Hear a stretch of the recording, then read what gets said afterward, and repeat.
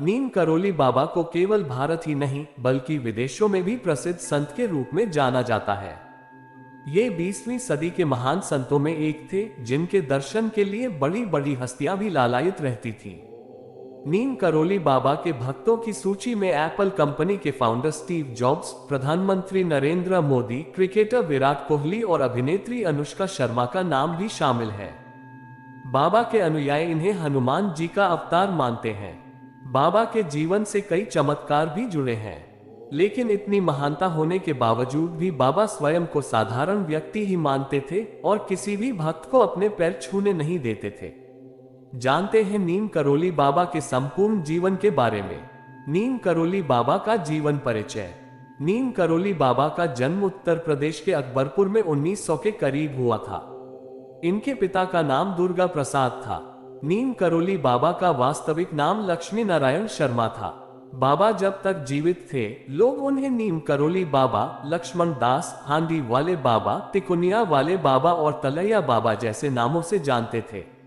बाबा की प्रारंभिक शिक्षा किरहीन गांव से हुई और 17 साल की आयु में इन्हें ज्ञान की प्राप्ति हो गई।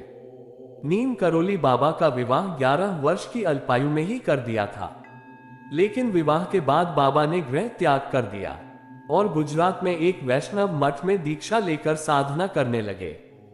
बाबा ने कई स्थानों पर भ्रमण किया, लेकिन एक बार फिर से इन्हें गृहस्थ जीवन में लौटना पड़ा। इसके बाद नीम करोली बाबा को 2 पुत्र और 1 पुत्री की प्राप्ति हुई, लेकिन 1958 में बाबा ने फिर से गृह त्याग कर दिया और अनेक स्थानों पर भ्रमण करते हुए कैची धाम पहुंच गए। बाबा ने 1964 में इस आश्रम की स्थापना की। यहाँ बाबा ने हनुमान मंदिर की स्थापना की थी। बाबा 1961 में पहली बार अपने मित्र पूर्णानंद के साथ यहाँ आए थे और उनके साथ यहाँ आश्रम बनाने का विचार किया था।